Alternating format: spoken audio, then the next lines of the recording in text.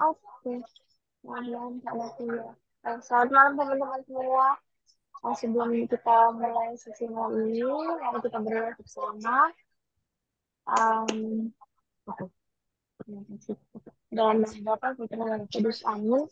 Selamat malam, Allah Bapa, Allah Putra, dan Allah Roh Kudus. Terima kasih karena malam ini kami semua boleh berkumpul di ruang Zoom ini untuk berbagi, belajar, dan mendengarkan pengalaman teman-teman kami masing-masing dan untuk semakin mengenal Engkau. Ya Bapak, kiranya Kau pada hari Pentakosta ini Kau mau turunkan Roh Kudus kepada kami masing-masing untuk mau saling mendengar, saling mengerti, dan saling bisa belajar dari satu sama lain dari perjalanan keziarahan ini. Kiranya pada hari ini kami bisa mendapatkan apa dambaan yang kami idam-idamkan dan juga rahmat yang telah kau berikan semakin kami dapat rasakan dalam hati kami.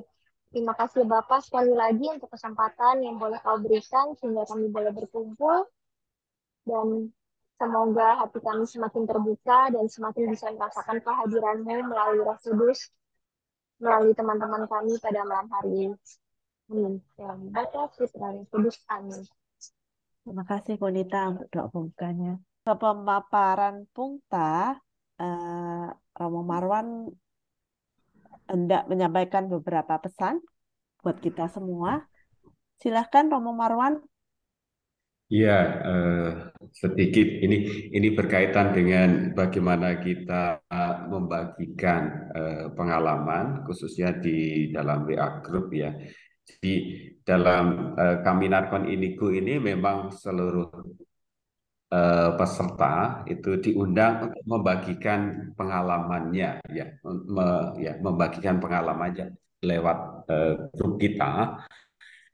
Tapi mungkin kita tegaskan di sini bahwa yang dibagikan di sini lebih-lebih ya pengalaman pribadi, pengalaman nyata, dan juga lebih apa yang dirasakan dan semacam itu ketimbang gagasan olah pikiran atau juga ngutip dari apa tokoh ini dan itu gitu. Tetapi ya itu.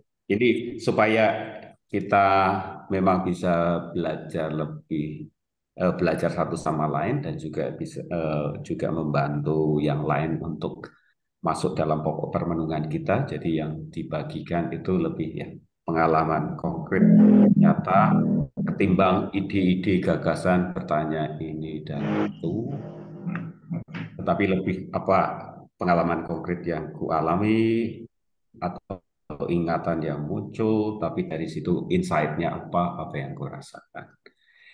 Dan juga mungkin tambah juga ketika sharing dalam eh, untuk sharing dalam kelompok ini kan kita harapannya itu kita memang ada panduan pertanyaan yang harapannya diolah selama 2 hari, maka yang dibagikan itu hasil pengolahan selama 2 hari itu tidak harus semua dijawab, 1 poin, 2 poin yang mendalam itu. Itu dari saya. Terima kasih.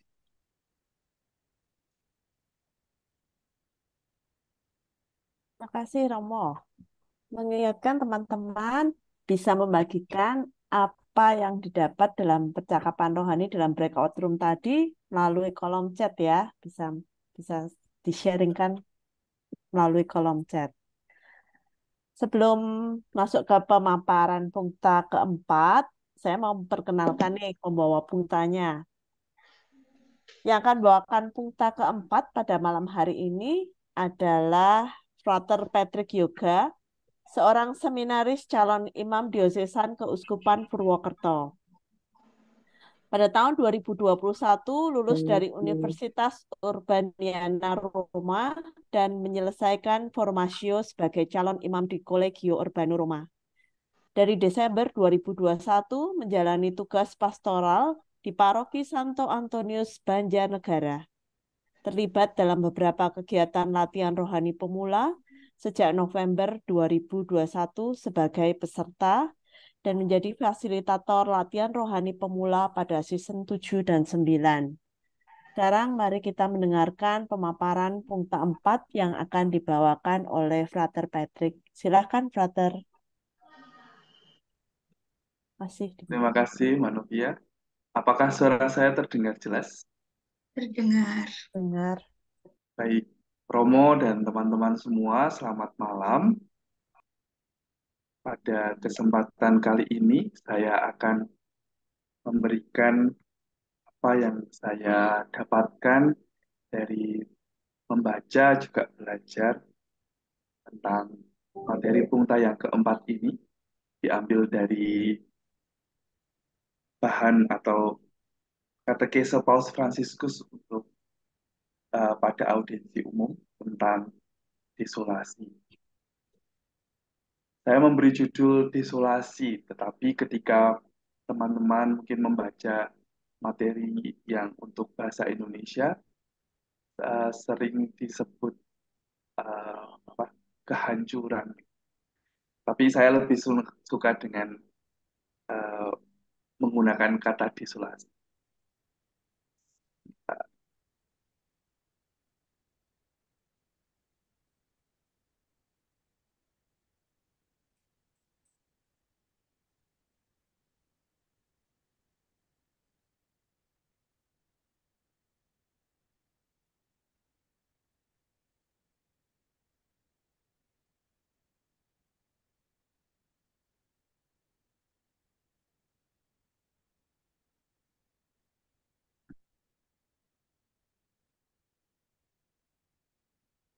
Apa itu desolasi?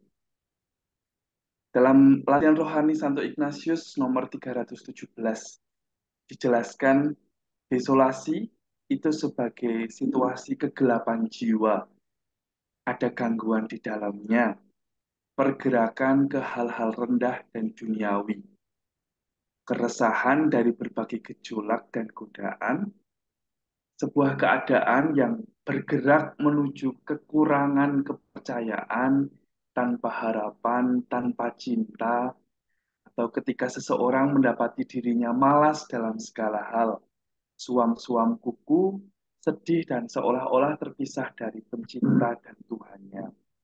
Teman-teman yang terkasih, tentu kita semua sebagai manusia pernah mengalami ini semua. Ciri-ciri ini semua pernah kita alami.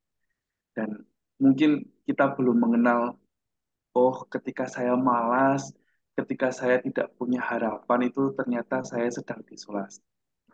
Dan pasti dari antara kita juga pernah mengalami pengalaman atau perasaan seolah-olah terpisah dari Tuhan dan Pencipta, merasa bahwa Tuhan tidak adil, merasa Tuhan kok membiarkan saya seperti ini, sudah jatuh tertimpa tangga pula.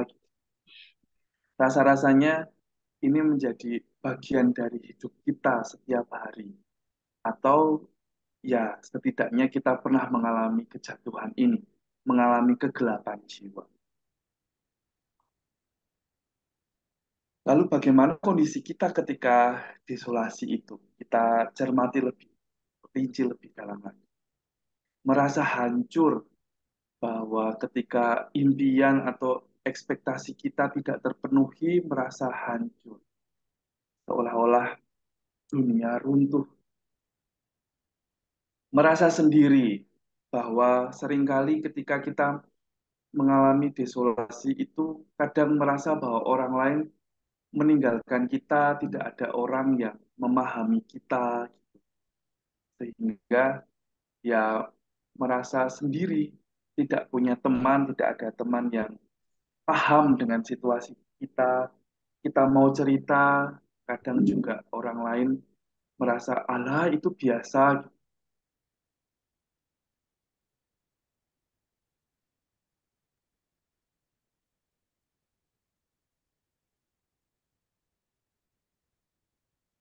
Itu situasinya atau suasananya ketika kita diisolasi itu negatif terus. Eh, sudah merasa terpuruk gitu, lalu kadang pikiran kita juga lalu terpengaruhi, sehingga cara pandang kita terhadap sesuatu di luar kita juga menjadi negatif. kok dia lalu meninggalkan saya, jangan-jangan dia membicarakan saya di belakang, atau Tuhan membiarkan saya benar-benar Tuhan yang jahat, Tuhan yang meninggalkan saya seorang diri. Tetapi juga kadang ketika merasa desolasi, menyadari bahwa apa yang sudah terjadi di masa lalu atau ya, apapun yang sudah terjadi itu kita sesali gitu. Duh, kenapa saya memilih ini? Kenapa saya berbuat ini? Seharusnya kan saya tidak perlu membuat keputusan yang ini sehingga saya tidak perlu jatuh, tidak perlu menyesal. Lalu akhirnya timbul penyesalan, lalu setelah menyesal, lalu akibatnya menyalahkan. Entah itu menyalahkan diri sendiri atau juga blaming terhadap orang lain, menyalahkan orang lain. Nah, dalam bahasa Italia, keadaan desolasi ini sering juga dikaitkan dengan kata kerja mordere. Mordere itu secara gramatikal berarti hati nurani yang menggigit atau situasi tanpa rasa damai. Saya sendiri merenungkan arti hati nurani yang menggigit itu ya bahwa menyadari bahwa keputusan yang diambil itu salah sehingga hati nurani kita seolah-olah menggigit dengan pertanyaan-pertanyaan yang tadi. Seharusnya kan saya tidak memilih itu. Seharusnya saya tidak membuat keputusan A, B, C sehingga saya tidak harus merasa hancur. Lalu ketika hati nurani menggigit dengan pertanyaan-pertanyaan itu, lalu merasa bersalah, menyesal, sehingga tidak tercipta kedamaian di dalam hati. Dan ya, itu tadi. Isinya hanya vibe yang negatif, isinya menyalahkan, isinya merasa sendiri. Bapak Paus Fransiskus dalam katekesenya dalam audiensi umum ini mengajak kita justru di masa sulit, masa hancur, masa desolasi itu kita merenungkan sebagai saat untuk berhenti, saat untuk merefleksikan apa yang sebenarnya terjadi, apa yang sudah kita putuskan.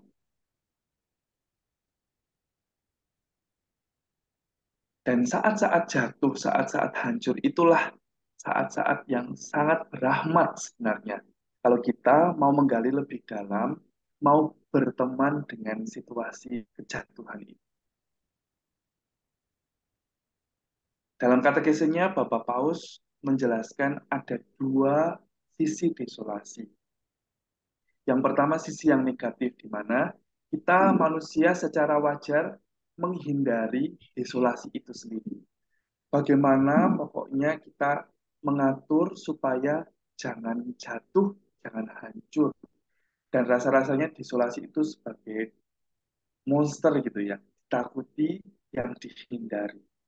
Tetapi sisi yang lain, seperti yang dikatakan Santo Thomas Aquinas, bahwa saat-saat hancur, saat-saat desolasi itu adalah alarm. Alarm untuk kita berhenti dan saatnya kita merefleksikan apa yang sudah terjadi, apa yang sudah kita putuskan, apa yang kita ambil pada kesempatan yang lalu. Dan Santo Thomas Aquinas menegaskan bahwa desolasi itu seperti saraf tubuh yang membuat kita sensitif dan itu diperlukan. Maka desolasi jangan dihindari tetapi harus dihadapi.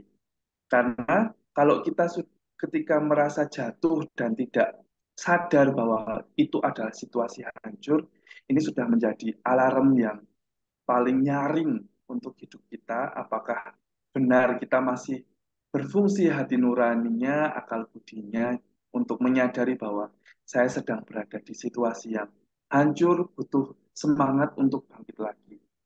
Maka desolasi itu diperlukan. Santo Thomas Aquinas juga didukung dengan pernyataan Bapak Paus Fransiskus dalam katekesenya mengatakan bahwa ketika berada di situasi kehancuran ini, hadapilah, maju terus. Itu juga yang dialami oleh Inigo ketika teman-teman mencermati film yang sudah kita tonton itu. Cannonball Moment menjadi momen yang paling hancur untuk Inigo karena cita-citanya untuk menjadi kesatria hancur saat itu. Bahkan kakinya harus mengalami cedera, bahkan harus dirawat berbulan-bulan. Tapi Inigo punya semangat, punya kemauan untuk menghadapi itu semua dan maju terus. Menggunakan kesempatan itu untuk break, untuk istirahat, stop dengan apa yang dilakukan setiap hari dan menggunakan waktu dalam tanda kutip isolasi itu untuk berefleksi. Kitab Sirah bab 2 ayat 1 mengatakan, ketika kamu datang untuk melayani Tuhan, persiapkanlah dirimu untuk pencobaan. Maka kita sebagai anak-anak Tuhan, murid-murid Yesus, ketika datang untuk melayani seperti yang Yesus perintahkan untuk kita, kita harus siap bahwa pencobaan sedang menghadang di depan mata. Pencobaan itu adalah saat desolasi. Dan desolasi itu adalah, atau desolasi itu seperti bayangan, selalu ikut kemana kita pergi. Desolasi itu seperti bayangan, tidak akan pernah meninggalkan kita. Artinya desolasi itu adalah bagian dari hidup kita. Maka desolasi itu tidak untuk dihindari, tetapi untuk diterima dan dihadapi. Untuk sampai pada pemahaman atau disposisi batin menerima desolasi sebagai bagian hidup kita memang tidak mudah. Butuh kerendahan hati, butuh pengalaman, juga butuh keterbukaan hati untuk menerima segala kehancuran dalam hidup kita itu sebagai bagian dari hidup kita, bagian dari rahmat dan rencana Tuhan untuk hidup kita. Maka untuk menghadapi situasi desolasi, itu kita perlu ketenangan. Kita perlu memohon dan memintakan rahmat ketenangan untuk menghadapi itu semua.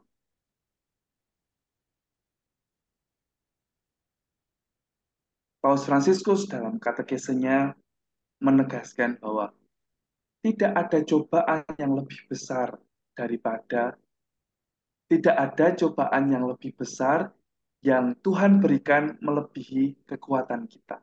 Ini harus dirawat. Maka Tuhan tidak akan pernah memberikan cobaan melebihi kekuatan kita sebagai manusia. Maka kalau kita pernah mendengar cerita atau sharing dari rekan-rekan kita yang mengatakan bahwa setelah ini mau ada apa lagi? Atau setelah cobaan yang satu, Tuhan pasti memberi cobaan yang lebih berat. Maka kita perlu meningkatkan skill kita, level up gitu kalau di game. Dan kita harus siap untuk menghadapi itu. Surat Rasul Paulus kepada jemaat Korintus yang pertama menegaskan bahwa pencobaan-pencobaan yang kamu alami adalah pencobaan yang biasa, yang tidak melebihi kekuatan manusia. Maka ketika kita jatuh gitu ya, kalau ibarat roda saat kita ada di bawah gitu, kadang kita merasa diri kita yang paling hancur, diri kita yang paling menyedihkan. Tidak, itu hanya cobaan yang biasa, kata Paulus. Sebab Allah setia dan karena itu ia tidak akan membiarkan kamu dicobai melampaui kekuatanmu. Pada waktu kamu dicobai, ia akan memberikan kepadamu jalan keluar sehingga kamu dapat menanggungnya. Maka jangan pernah khawatir ketika kita menghadapi atau punya masalah. Kalau kita berani melibatkan Tuhan dalam usaha kita mencari jalan keluar, Tuhan pasti akan memberikan jalan keluar. Dan Tuhan tidak akan pernah membiarkan kita terpuruk di dalam kehancuran kita. Karena Tuhan tidak pernah membiarkan cobaan kepada kita yang tidak melampaui kekuatan. Desolasi adalah peluang. Desolasi ditangkap sebagai peluang untuk berkembang, untuk bangkit menjadi lebih baik lagi. Dan desolasi dimaknai sebagai peluang Asal kita tidak memelihara ketidakpedulian. Kita harus meningkatkan sinyal kepedulian kita baik pada diri kita, juga kepada sesama dan lingkungan. Maka Paus Fransiskus mengajak kita untuk menikmati desolasi, menikmati kegelisahan, ketidakpastian bersama Tuhan. Itu juga yang dialami Inigo setelah mengalami peristiwa Cannonball. Saat desolasi adalah saat yang tepat untuk membangun intimasi dengan Yesus. Teman-teman bisa melihat ada gambar benih yang ditanam.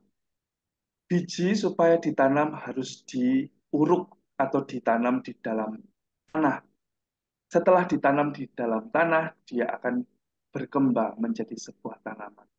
Begitu juga kalau kita memaknai desolasi itu sebagai kesempatan untuk membangun intimasi dengan Yesus, bahwa di dalam intimasi itu kita akan berkembang sehingga bisa menjadi tanaman yang tumbuh dengan segar, dengan subur. Maka intimasi dengan Yesus bisa juga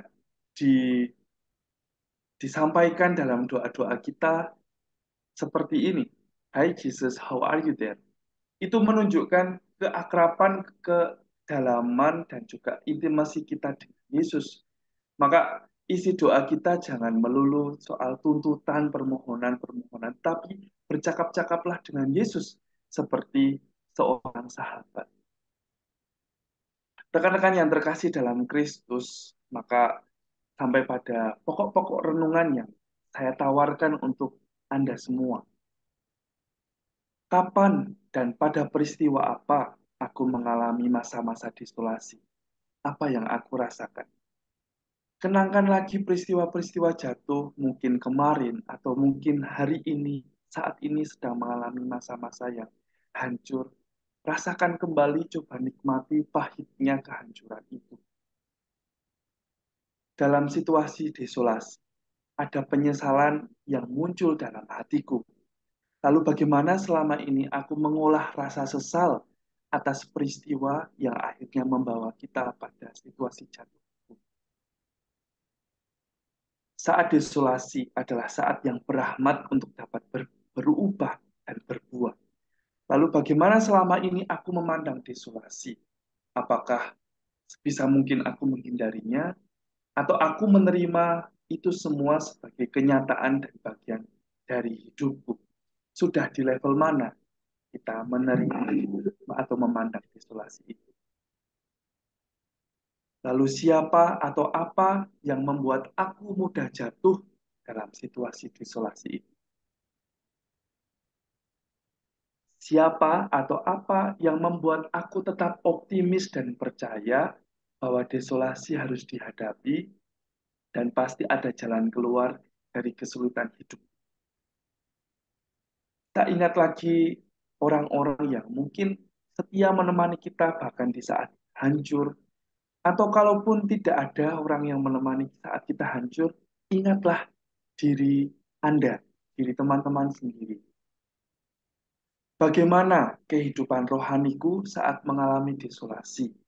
Apakah aku semakin menjauh dari Tuhan, semakin yakin bahwa Tuhan benar-benar tidak adil? Atau justru aku mengupayakan untuk diriku, menghibur diriku dengan aktivitas rohani? Apa yang teman-teman lakukan saat peristiwa desolasi ada dalam hidup kita? Kapan dan peristiwa apa aku menyadari bahwa tetap ada campur tangan Allah dalam situasi desolasiku? Seperti Inigo yang lalu diteguhkan lewat bacaan-bacaan rohani di dalam isolasinya ketika setelah mengalami Cannonball itu, bacaan-bacaan tentang Satu Santa, bacaan-bacaan dalam kitab suci. Teman-teman yang terkasih, terakhir yang bisa saya sampaikan, ketika mengalami kejatuhan, ketika merasa berada di situasi yang paling hancur, hadapi dengan tabah dan jangan berputus asa. Itu juga pesan Bapak Suci dalam katekesinya pada audiensi umum tentang kehancuran atau teman isolasi. Kemuliaan kepada Bapa dan Putra dan Roh Kudus. seperti pada permulaan, sekarang dan selalu, sepanjang dan segala sepanjang segala. Terima kasih. Dalam. Terima kasih, Frater Patrick, untuk paparan punktanya. Terima kasih, Belum Romo. mengakhiri pada malam hari ini, mengingatkan kembali bahwa teman-teman diajak untuk membagikan sharing refleksinya di WhatsApp grup Kraminar maupun melalui media sosial masing-masing. Dan jangan lupa untuk tag Instagram dan Facebook Latihan Rohani Pemula. Untuk pertemuan selanjutnya, Pungta yang kelima adalah pada hari Selasa tanggal 30 Mei 2023 jam 19.30. Bagi yang tidak sempat mengikuti Pungta, dapat mengikuti melalui YouTube Latihan Rohani Pemula. Baiklah, sebelum dulu, saya undang Mbak Eni untuk memimpin doa penutup, dilanjutkan dengan berkat penutup oleh Romo Marwan. Silakan Mbak Eni. Selamat malam teman-teman semua, Romo, Suster, Bapak Ibu sekalian. Kita akan mengakhiri pertemuan malam hari ini dengan doa penutup. Silahkan kita hening sejenak.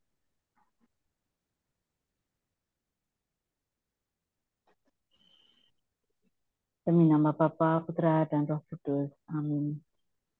Allah yang Maha Kasih, terima kasih atas kesempatan kami bertemu pada malam hari ini, di mana kami melakukan sharing bersama, kami mendengarkan refleksi-refleksi, dan juga pemaparan Pungta yang keempat.